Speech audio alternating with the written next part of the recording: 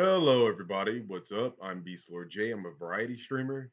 I typically stream on Twitch, but I've been covering Babylon's Fall a little bit, mainly because I do like it. And despite its many problems, the game has a lot of positive sides to it too. It's pretty fun. I enjoy it. But there is a lot missing from it as far as combat is concerned. Very, very much missing from graphics and just a lot of little quality of life things too that can make the game so much easier.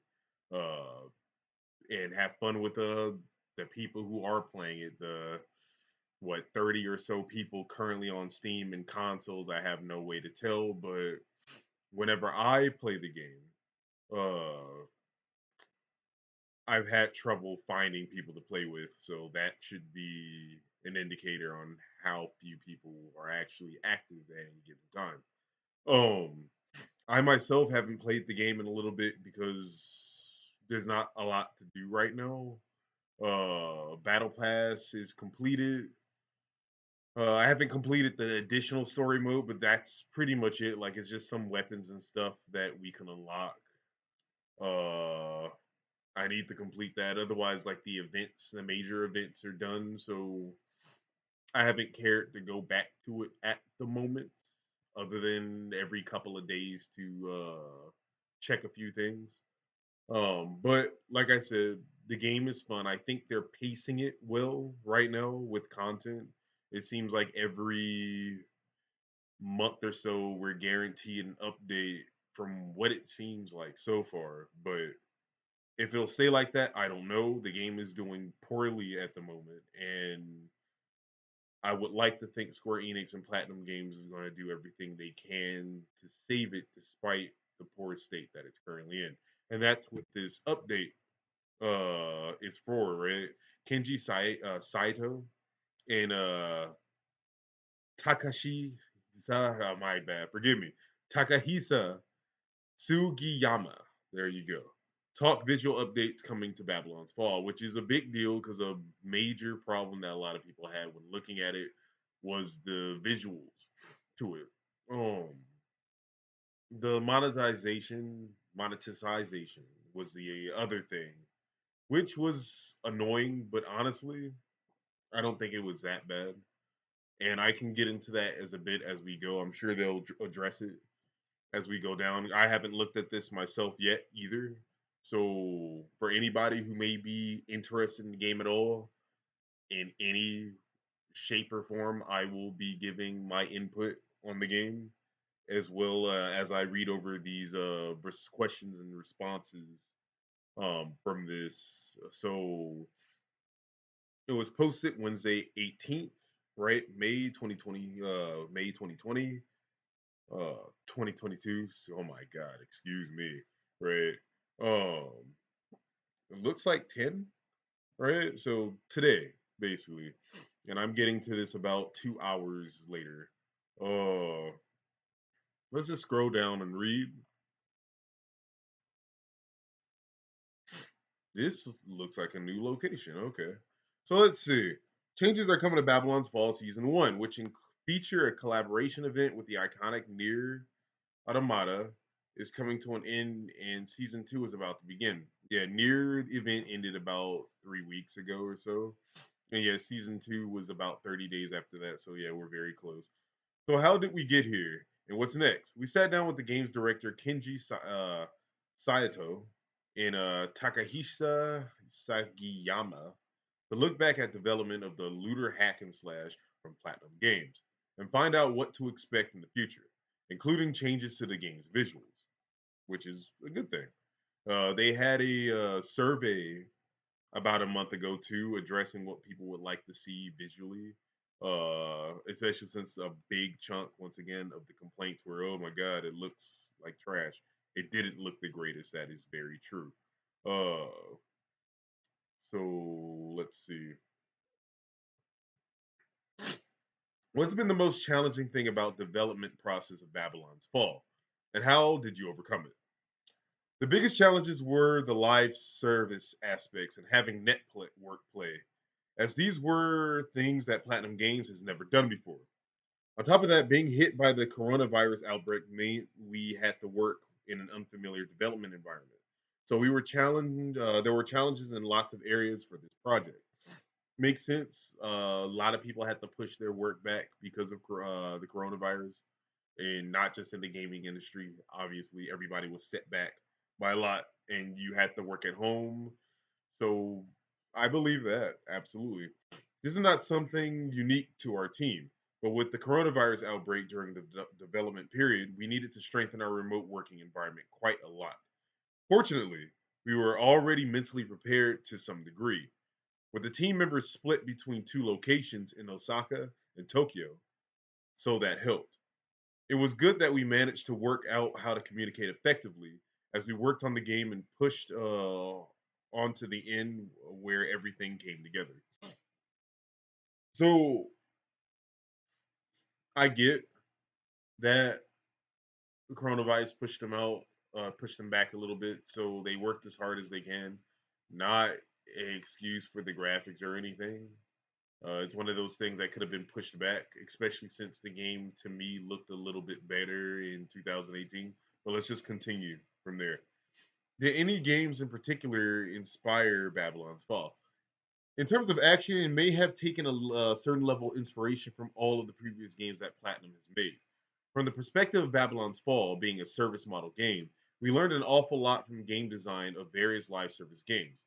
Of course, the core of gameplay is very different from those titles, but we used a lot of things from them as a reference for how to put the game together. So that's interesting. I did very much like Bayonetta, right? Having played Bayonetta 2. Um, I never got to play Near, never have touched any of the Near series. I've only seen it, and my friend who played it said that he was surprised because Babylon's Fall seemed to have way more things you can do in combat, which I thought was funny because a lot of people who play the game say it doesn't feel right, right? Or at least it feels bland. It feels too simple, which is funny considering that so many people love Nier, right? Uh, Nier's combat. So one of the things that could easily make Babylon's Fall a little bit better would be juggling. Uh, you can kind of juggle enemies, but it requires certain conditions to be paid attention to, and a certain stat needs to be maxed out to ensure like proper juggling, right? Despite how many enemies pop up on the field and how fast the game is anyway, I'm actually really surprised you can't juggle enemies because I love aerial combat, right? I love doing air combos and stuff like that. And something as simple as being able to juggle certain enemies for a short amount of time and then they become immune to it for 10, 20 seconds, something like that would change a big deal. And I personally thought the combat in Babylon's Fall was pretty fun. It is fast.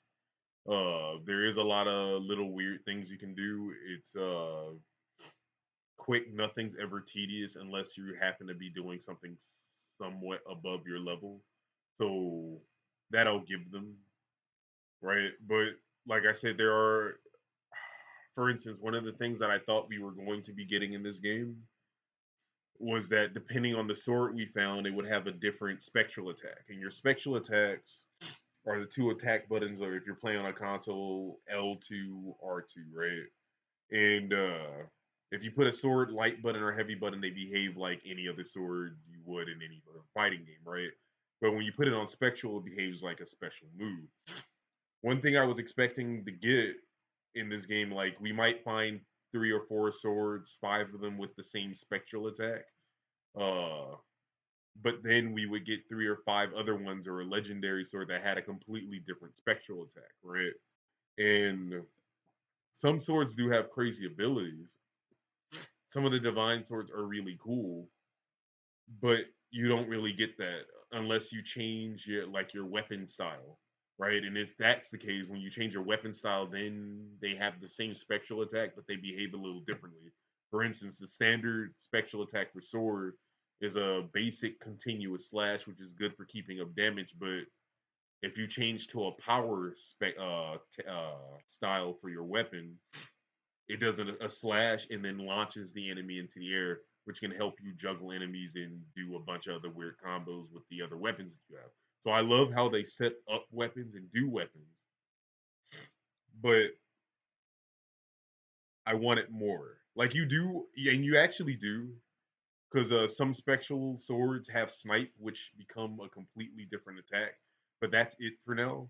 And with after the near event, they released the second part of the story, and they did have characters that fought like you, right? But they seem to have this almost like devil trigger mode, like this limit break mode, and they had a bunch of other moves. And I personally would love to think that's a foresight into what we're gonna get in the future, but I can't say. I don't know. It's just personally what I would love. But because as you can see, I played a lot of the game. The game is fun, but there are a bunch of little things and big things they need to correct. So this is supposed to be a visual improvement. I'm sorry, my guy. Okay, actually, it does look smoother. It does look a little smoother. I wish they had a comparison picture here because I noticed the last time I got on, like things looked a bit cleaner in areas because they did have a lot of nice looking scenes, and in fact, I think they took away the paint filter. Yeah, I don't see a paint filter. Like, and that's the thing. Like, I see when it came to visuals, I see what they were going for with the whole painting thing. But instead of having a paint filter, they should have had individual areas or buildings, equipment, objects that had like the paint look to it, right? Instead of just applying a filter. Because there were a bunch of nice looking places, but then you kind of look around and you just see random paint. Not even good paint strokes. They just kind of be put in random little spots and it didn't look good. On certain surfaces, it looked great. Like for instance, this building right here in like the starting area in Babylon's Fall, that filter did look good on that Coliseum in the background. But then you look into the sky and it just did not feel right. Right. So it looks like they took it away. I personally would have wanted it as an option, and I hope they don't give up on that because it would have felt pretty unique, right? So we'll see what they do as we go on. What do you enjoy most about Babylon's Fall? This should be good. Saito, putting together character builds using lots of different weapons and equipment. Getting all the bits you need to create the character build you want is fun. I am sort of a person who wants to create balanced characters, but I prefer builds that let you keep attacking without respite, mainly using orthodox swordplay and the like.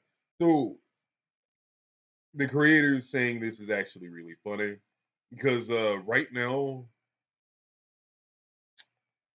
the game heavily favors offense, heavily, right? So, and it's funny because when they what they just said here, both of them, right? What they said, you can see it in the game based on their taste, right? Their flavor. Because like I said, the game heavily favors offense. A lot of enemies can be one shotted if you have the right equipment sets. Right, like a lot of the bigger ones too, like bow users were rampaging through this game. Like you had no threats if you were using bows. They're still pretty powerful, but they were busted due to this bug. I believe that even if you had like a 1% critical chance, like you would hit 100% crit all the time. So you would use abilities that would increase your crit damage and go from there, just walk through the entire game, right? But this part right here, putting together character builds and using lots of different equipment. This game has a much deeper RPG aspect to it. Like, and I was incredibly surprised. Like, I don't play a lot of live service games at all. I recently weirdly started, and I don't know why, but this is one of two live service games I've been playing for the last, well, so let's just say 6 months. Whenever this came out, I think maybe it was 3 or 4 months ago. Uh, but you have layers to what you can do. For instance, you have your Babylon's coffin, right? And then your coffin has a core. Each core has about four categories of they're like passive trees, right? Your basic stat trees. Think Final Fantasy X, if you know that. Where when your coffin levels up, you can put stats or little bubbles into these trees to get other abilities, right? And these abilities can help your offense, your defense, and create help you go into what you want. So the best part about this game is depending on the build, you can fight exactly how you want to and accomplish any role that you want. For instance, I have a build in Babylon's Fall where I use two shields, light and heavy, to focus uh normal guarding. For light, it's like your shield is held up like a normal guard in any other game.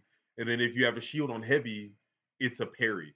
So you slap away enemies' attack, and then they immediately usually just fall to the ground and they take a bit of extra damage. They don't attack, and this is perfect for your party.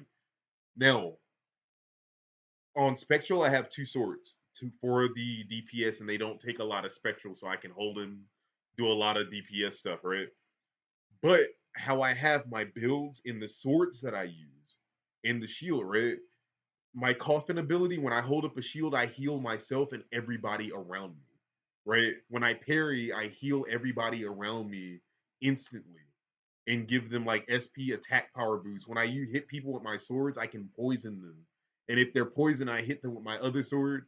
I give my allies SP back immediately and create SP regen. And SP is like your mana, right?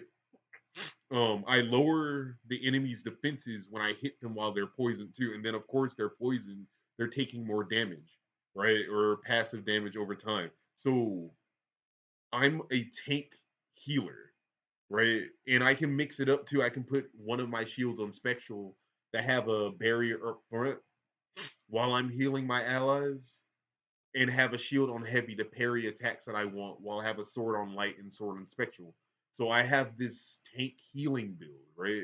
You can do a tank debilitation build where you can poison and lower enemy stats. It's really, really cool. All the little bitty things you can do in this game. You can have elemental weapon sets. The axes that they added were cool for AoE attacks, right? You can focus being a tank, being around your allies and luring them in with your shield taunt. And then when they come in, just kill them all with the axes, right? While focusing, protecting your party. And that is really, really fucking cool. I love it. But the problem is, the game also heavily favors offense a little too much. So because of that, like, it's more or less better just to do offense, especially since the game's player base is so low. It's better just to do offense, and I think that's the sad part for me, is that this game has a lot of potential with different builds that, and you can possibly see so many people doing a bunch of different things that makes them happy, but the player base is low, and I don't know if it's ever going to get better from here. But I like what they said there because I can see that. Oh, could you tell us anything secret that players might have not spotted in the game yet? There is not all that much we can deliberately hide. We deliberately hid. It is not really a secret, but the conversations you have with the NPCs at HQ would change in various ways as the story progresses. So I would be delighted to see players paying attention to the subtle, playful touches that we put into those. I did notice that. It is cool. It's a nice touch, right? Um, you have to want to talk to the NPCs again, but and I'm sure they imagined people wouldn't so much do that to the unimportant ones, but it's nice that they did.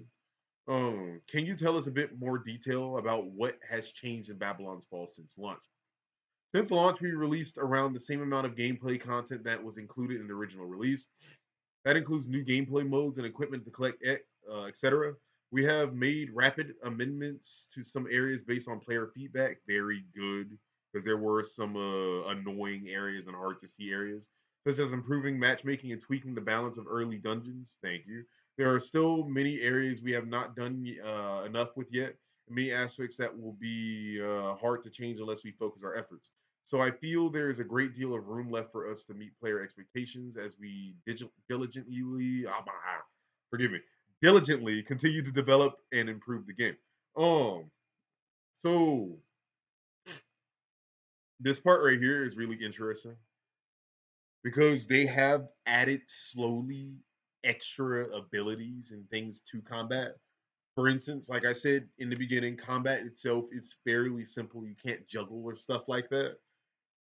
But they've added accessories to give people abilities that you can't get unless you're a certain let's say class of fighter, right?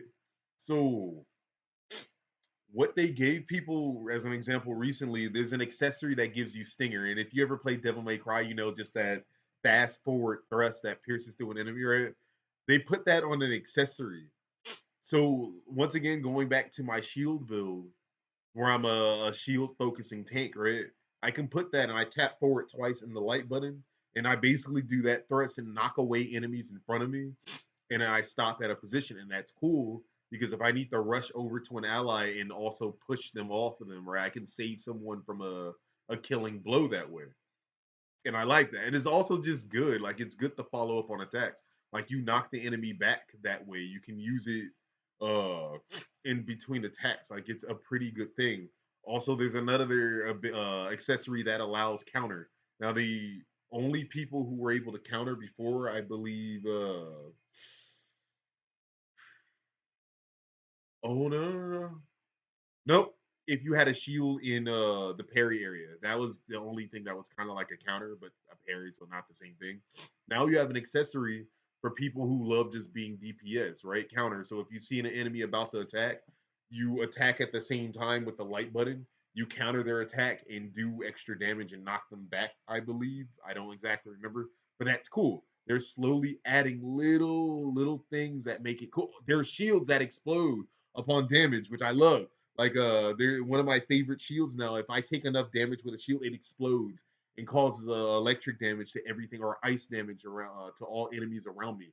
So they've been adding cool little things slowly, right? But who knows? We'll see over time what else they do. Because I did like that. Could you tell us a secret about what's coming to season two, Babylon's Fall? Okay. Sugiyama. In season two, we move the setting away from the Tower of Babylon for the first time. That's actually pretty cool. And some will be at the core of the story. There will also be a new weapon type and hope you're excited about it. We feel it will allow for some satisfyingly responsive action gameplay. We will also be running a limited time event, so it's shaping up to be exciting season. So,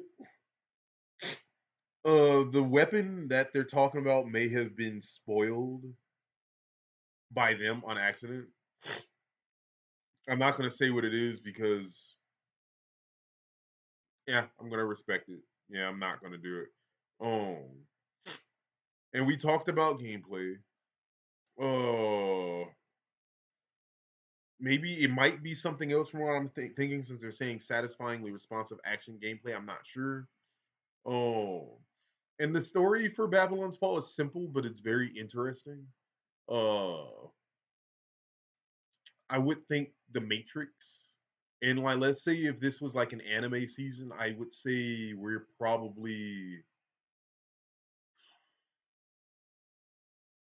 like in the middle of like a 12 episode series, right? Like everything that happened in the Babylon Fall story probably would have happened within 6 episodes of a 12 episode season for an anime.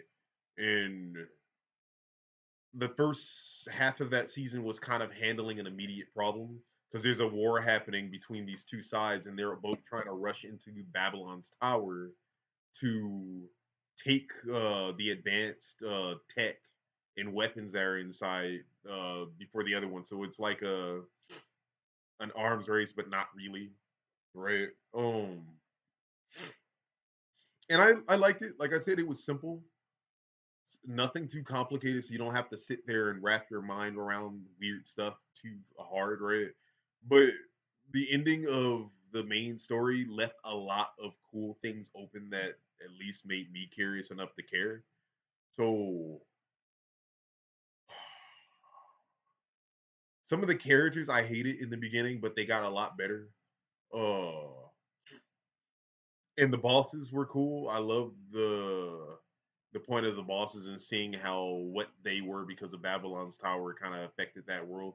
And then the final boss of the main story was weird, and I really want to know more about her. Spoiler, I said her, but story was okay. Um, yeah, that's it. It was okay, and I think it has a lot of room for growth, and I can't wait to see what they'll add on to it. For those who haven't played the game yet, what can fans expect from areas in the tower? There are different types of gameplay in the different areas of the tower. And I think a lot of fun comes from putting together different character builds to tackle different types of quests. It's really enjoyable to think up and try out lots of different builds aimed at the different content types, such as hunting down special rare monsters in skirmishes and claim their equipment that they drop, taking on siege mode with its different weekly elemental challenges, or testing yourself against the high level gauntlet and dual content. They require clever builds and sharp skills to beat. So, covering that a little quickly, I praised them heavily on how they did these stages. These stages are they're linear with a couple of little changing secrets. For instance, like a chest that you would find near the beginning of the left of the game or the stage may not be there again, and instead it'll be in a different place. So it kind of makes you want to look around a little bit more, right? And some of the stages are interesting and beautiful, but the problem is that as you go deeper, like a lot of these extra stages you unlock after doing a main stage. So you'll do the main stage, and after you complete it, you'll have several little side parts for that unlock. Now the problem with that, I like it, but those other stages are just the stages you've seen before, and that would be fine. But if you did a stage that was part one that split off, and then you went to part three of that stage and it split off to the right, those stages in the right would be almost exactly the same as the ones in the bottom that you did, right? And for these stages being so small and linear, I kind of wanted them to do something unique with each one. Maybe not all the time, but it looked repetitive, and so it made it feel repetitive. But like I said, the best part is that you're never in a stage for too long. You can run through one of these in probably 8 minutes once you get the right equipment for yourself. And like they said, like a lot of the other content too, you have stages where enemies are weak against electricity and they're immune to fire, so on and so on. So how you make your builds or prep for this stuff is cool, and I like it. They did a good job. So with problems too. So hopefully they think about that, and it sounds like they are. And gauntlets, I would say those are like raids for an MMO, where they're definitely like the most annoying in game ending stage, right? Like there, you can die easily there, and they are fairly long. So, like I said, if one of the normal stages you can get through in like 8 minutes, these might take 12 minutes if you're trying to do everything. Probably less if you're just running through it, which they give you that option, and I'm glad. So, in a duel is basically like a boss run, right? So it's just only a boss, but it's like a hyped up version of that boss that you fought before, and those have been really cool. So yeah, um, Elysium streams that looks way better.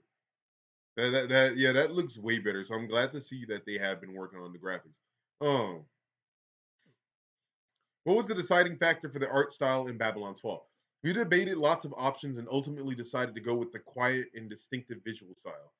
The biggest consideration was to capture the feel of setting and the style of the setting that was very high fantasy. So we set out in a fairly old school classics fantasy art direction with a European oil painting aesthetic. This employs a palette of strong hues and deep contrasts of create painting like graphics that convey a sense of weight, presence, and color. So I 100%, like I said in the beginning, 100% see what they were going for. But unfortunately, the colors that they used were bland. Like there were a lot of stages that had like some fog or something to it, and like the lightly oh my god, the lightened up areas. What the fuck was I trying to say? The lightened up areas were very nice, but they still weren't as bright as they should have been. So, like I said, especially with the oil painting filter, I see what they were trying to do, but those colors need to be more vibrant, absolutely more, because otherwise everything just kind of play-dohs into each other. And like one of my biggest gripes with the game is when you're fighting, there is so much happening at one time. So, and that's fine, but the problem is that the sparkles and the particle effects and your allies' particle effects clash so hard with the bland background sometimes. So half the time I'm not really reacting to the enemy. I'm reacting to the little triangle that pops up when the game is letting you know the enemy's about to attack, so I can parry or something, right? And that's what I react to instead of the actual enemy when there's a lot of monsters on the field.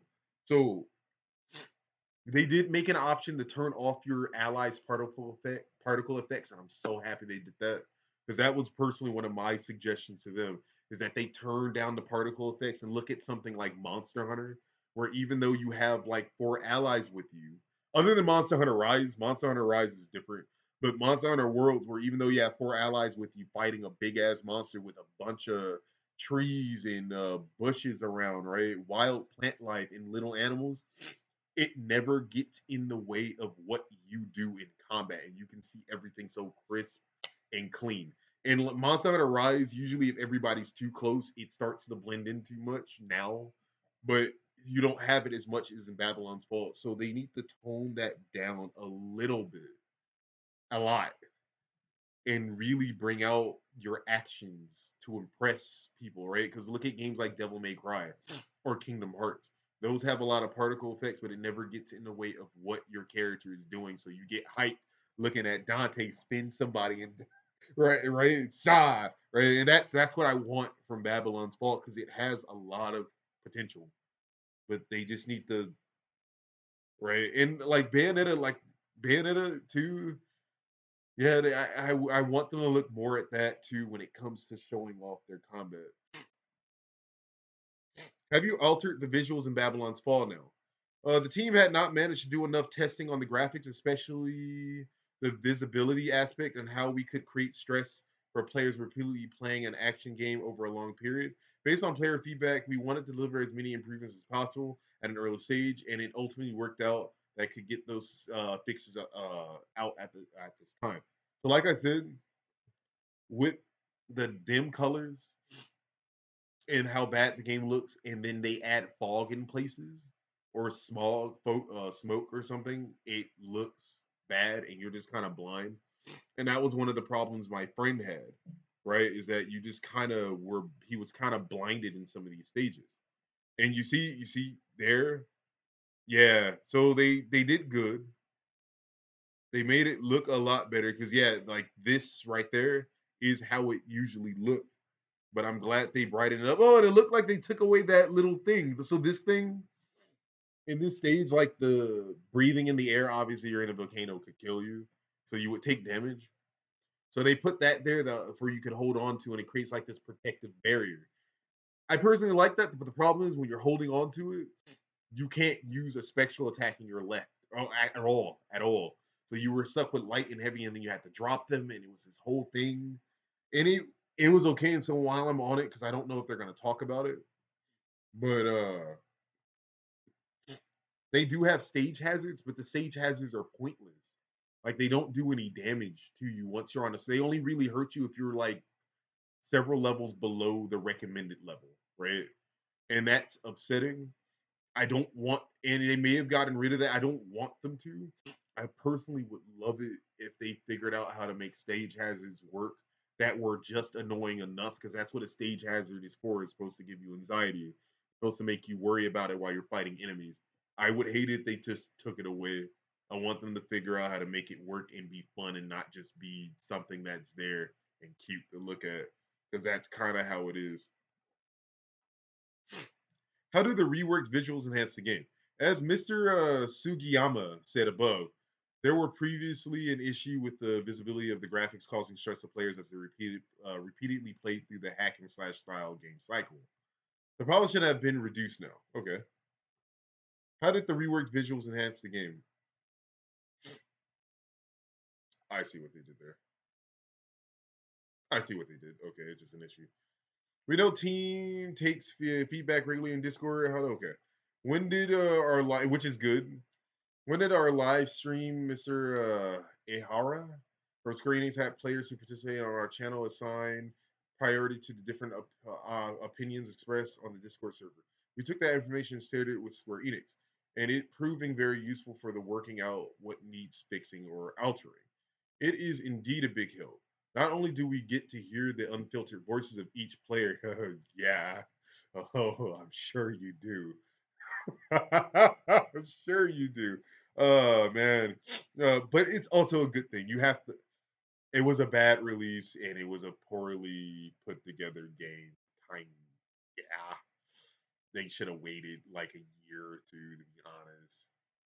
So they have to roll with the punches and just do their best and hope they can make the changes it needs to stay alive.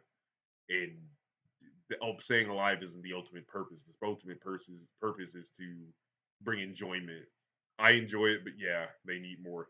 But we can also see how many people share the same opinion by the number of likes it gets. There are even fans who offer some very specific and practical suggestions for improvement.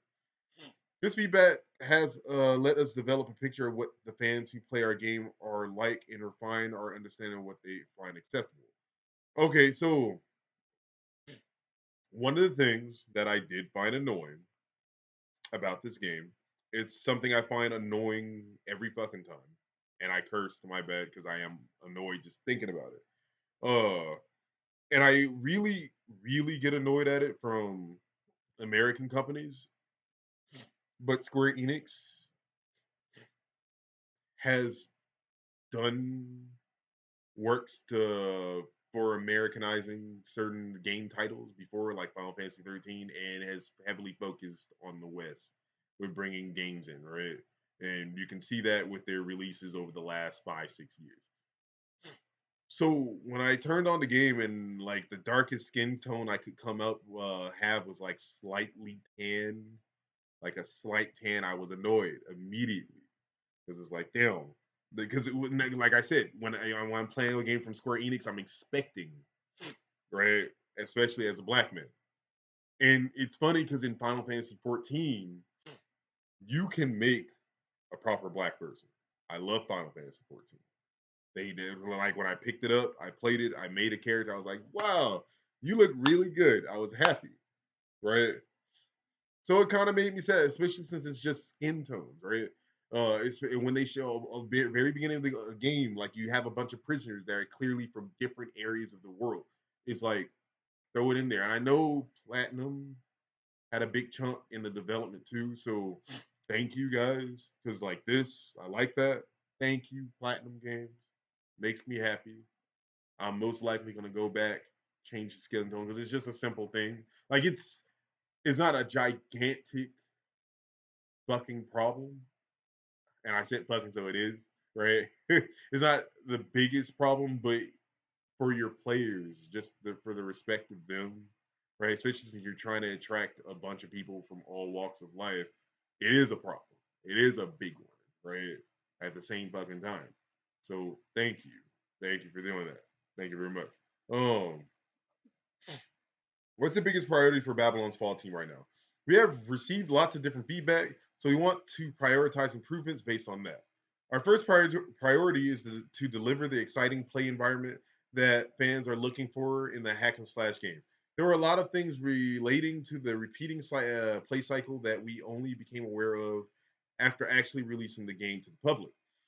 Thanks to the players, we have now managed to delineate most of the challenges and issues relating to the aspect of the game.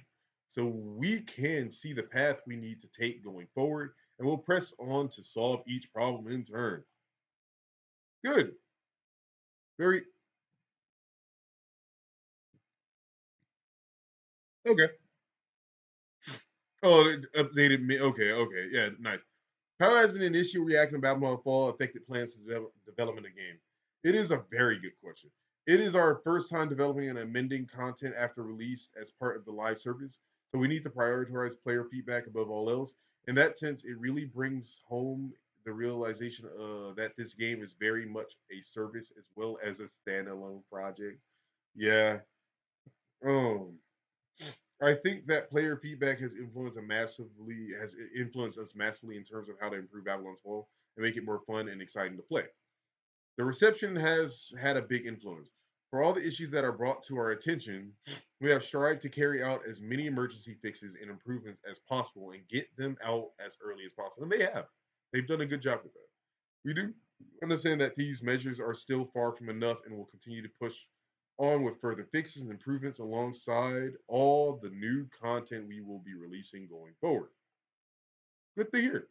Oh, that's actually it. Okay, so when it comes to the pacing of the game, like I said, the first 3 weeks or so was the game's release. And then after that, they released more content. 3 weeks or so after that, Babylon's Fall. That lasted about a month. And then as soon as that ended, new content. And that's within the span of 3 months. They've been pacing the story to keep players wanting to come back and not be completely bored. And I personally like it that way because if they had just released the game and then let's say we sat there for like 4 or 5 months with nothing else new coming, there would have been a lot of people who just pressed through the game and left it like that, right? And probably gotten bored and gotten off, especially with the situation the game is in now. So the fact that they are releasing the game in steady packages within 3 weeks, that's beautiful. I like that. Thank you.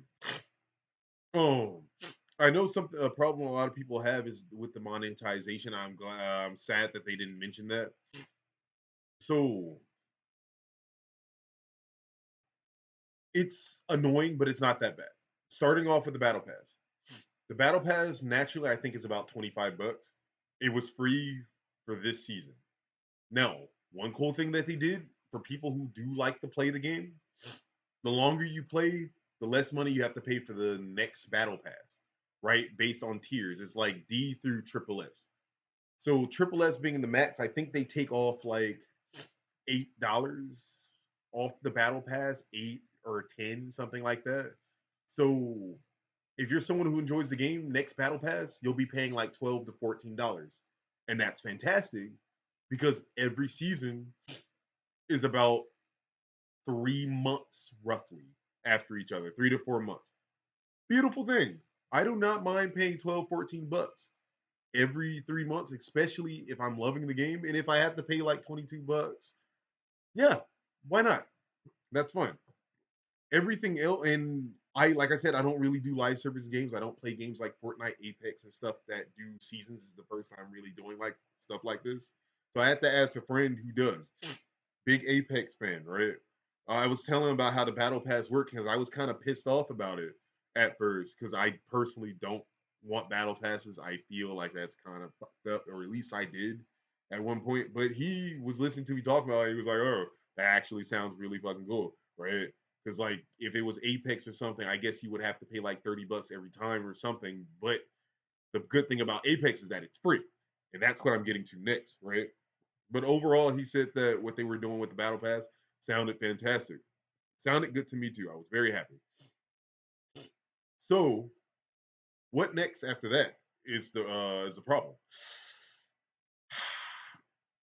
The store, the in-game store. I fucking hate it. I was so mad when I first turned on the game, and they bring me to the store in the first section. They have 4 sections. Very first section, please give us real money. No, I do not mind paying for something if I really like the game, and I do like this game. But the problem is there are some things in the game in the store that's all cosmetics, right? They look cool, but the problem is a big chunk of them should have just been part of the game. For instance, in the battle in the pay store, one of the cosmetics that you get is the entire armor set for one of the bosses, like the very first major boss. And I loved how he looked. But the problem is I have to pay like $15 for it. And that sucks because if you just bought this game and then paid $15 for it, for that, damn, bro. Plus little fives here and there for stuff that you like. And once again, that's where the problem starts because you had to pay $60, right? You pay $60, you immediately get on and go, holy shit, I love this crazy ass rainbow vibrating armor. $20. Fuck, right? Damn.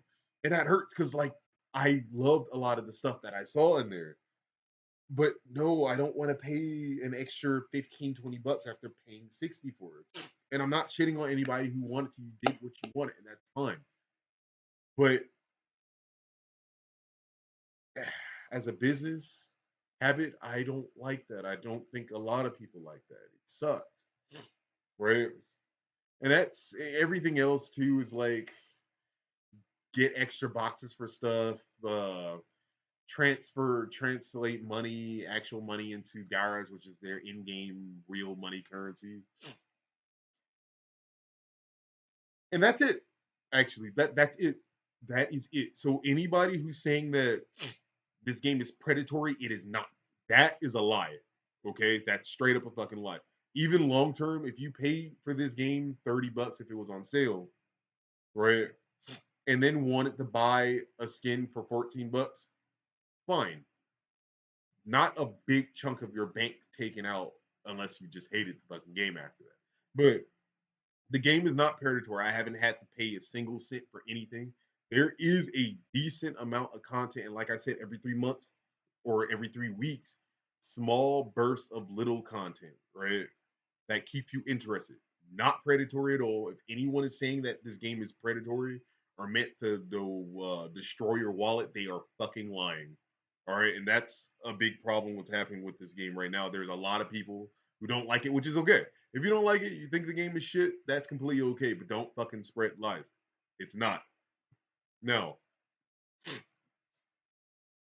What I personally think they need to do right now to get more people in, honestly, they need to make the game $20. Just make it $20 or make it free to play. And honestly, I'm leaning towards free to play because I personally like this game. And the more people that you get on there, paying for the skins and stuff like that, the more money you get. Long term, on top of that, a lot of people will love your game. Look at how that other game with robots that's been free for Warframe worked out. Warframe was really good. They did a great job, and look at them now. They seem to be getting bigger every year, right? Um,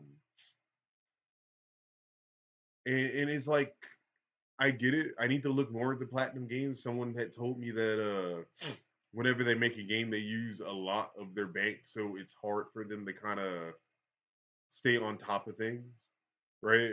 And this would have been a good thing for them, right? Make a live service game people can keep going to. So after we're done playing Bayonetta 3, we go back to this and we have something to play for 3 months because the new season came out while waiting for them to develop their next game, right?